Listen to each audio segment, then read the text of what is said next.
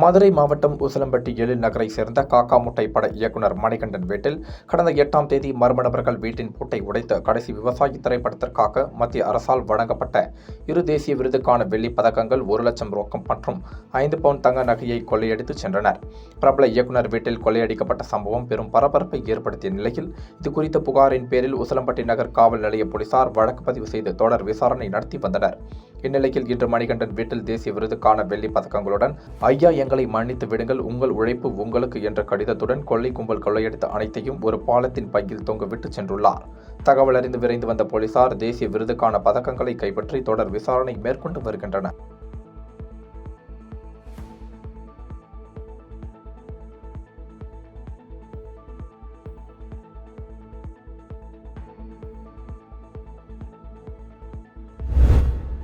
ராமநாதபுரம் மாவட்டத்தைச் சேர்ந்த 18 மீனவர்கள் கடந்த ஜனவரி 16ஆம் தேதி நெடுந்தீவு அருகே மீன்பிடித்துக் கொண்டிருந்தனர். அப்பொழுது எல்லை தாண்டி வந்து மீன்பிடித்ததாக கூறி இலங்கை கடற்படையினர் 18 மீனவர்களை கைது செய்து சிறையில் அடைத்தனர். இதனைத் தொடர்ந்து தமிழக மீனவர்களை விடுவிக்க கோரி மத்திய மாநில அரசுகள் பேச்சுவார்த்தை நடத்தியது. இதன் அடிப்படையில் விடுதலை செய்யப்பட்ட மீனவர்களை இந்திய தூதரக அதிகாரிகள் கொழும்பு விமான நிலையத்தில் இருந்து விமானம் மூலம் சென்னை விமான நிலையத்திற்கு அனுப்பி வைத்தனர். தொடர்ந்து சென்னை விமான நிலையத்தில் மீன்வளத்துறை அதிகாரிகள் மீனவர்களை வரவேற்ற பின்னர் தமிழக பாஜக மீனவ பிரிவு தலைவர் முனுசாமி தலைமையிலான பாஜகவினர் மீனவர்களை வரவேற்று அவர்களுக்கு சால்வை அணிவித்து உணவு பொட்டலங்கள் வழங்கினார். இதனை அடுத்து மீனவர்கள் அனைவரையும் அவர்களது சொந்த ஊரான புதுக்கோட்டை மாவட்டத்திற்கு தனி வாகனம் மூலம் மீன்வளத்துறை அதிகாரிகள் அழைத்து செல்லும் பணியில் ஈடுபட்டனர்.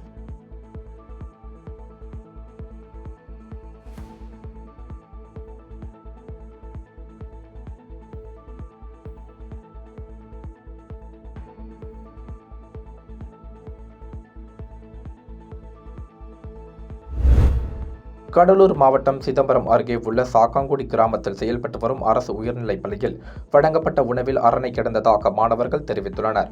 இதனால் பரபரப்பும் பதற்றமும் ஏற்பட்டது. பின்னர் சிறிது நேரத்தில் உணவை சாப்பிட்ட மாணவ மாணவிகளுக்கு வாந்தி மயக்கம் ஏற்பட்டது. இதையடுத்து பாதிக்கப்பட்ட மாணவ மாணவிகள் மொத்தம் 92 பேர் வெவ்வேறு மருத்துவமனைகளில் சேர்க்கப்பட்டு சிகிச்சை அளிக்கப்பட்டது. சிகிச்சை பெற்ற மாணவ மாணவிகள் உடல்நிலை சீராக உள்ளதாக மருத்துவமனை நிர்வாகம் தகவல் தெரிவித்தது. இதற்கிடையில் மாணவர்கள் அதிக அளவில் சிகிச்சை பெற்ற சிதம்பரம் மருத்துவ அரசு கல்லூரி மருத்துவமனையில் குவிந்த பெற்றோர்கள் இந்த சம்பவத்திற்கு காரணமான அலுவலர்கள் மீது உரிய நடவடிக்கை எடுக்க வேண்டும் என்பதை வலியுறுத்தி திடீர் சாலை மறியல் போராட்டம் நடத்தியதால் பரபரப்பு ஏற்பட்டது. இதுகுறித்து தகவல் அறிந்த அங்கு வந்த அண்ணாமலை நகர் போலீசார் அவர்களிடம் பேச்சுவார்த்தை நடத்தி கலைந்து போக செய்தனர். மேலும் இந்த சம்பவம் குறித்து சிதம்பரம் SP ரகுபதி, சிதம்பரம் சார் ஆட்சியர் ராஷ்மி ராணி மற்றும் கல்வித்துறை அதிகாரிகள் மருத்துவமனைக்கு வந்து விசாரணை நடத்தினர்.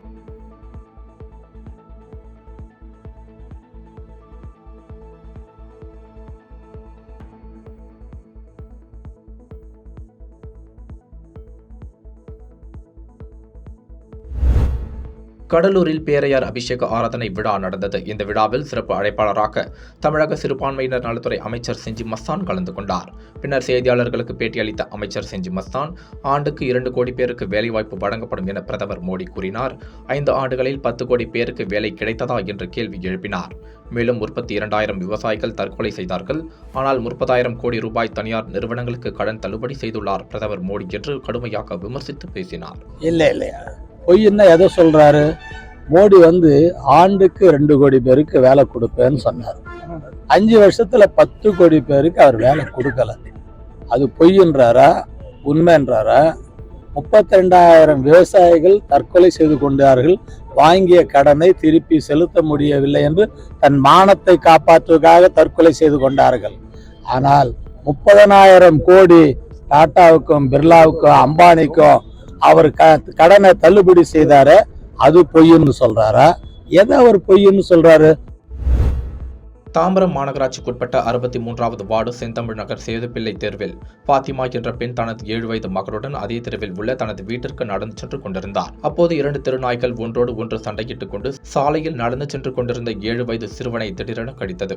இதை பார்த்த சிறுவனின் தாய் பாத்திமா கூச்சலிட்டதை தொடர்ந்து அக்கம் பக்கத்தினர் வந்து நாய்களை அடித்து விரட்டினர்.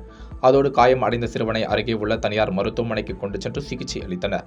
மேலும் மாநகராட்சி அதிகாரிகள் வெறிநாய்களை பிடிப்பதற்கான நடவடிக்கை உடனடியாக எடுக்க வேண்டும் என்று மாநகராட்சி அதிகாரிகளுக்கு கோரிக்கை விடுத்துள்ளனர்.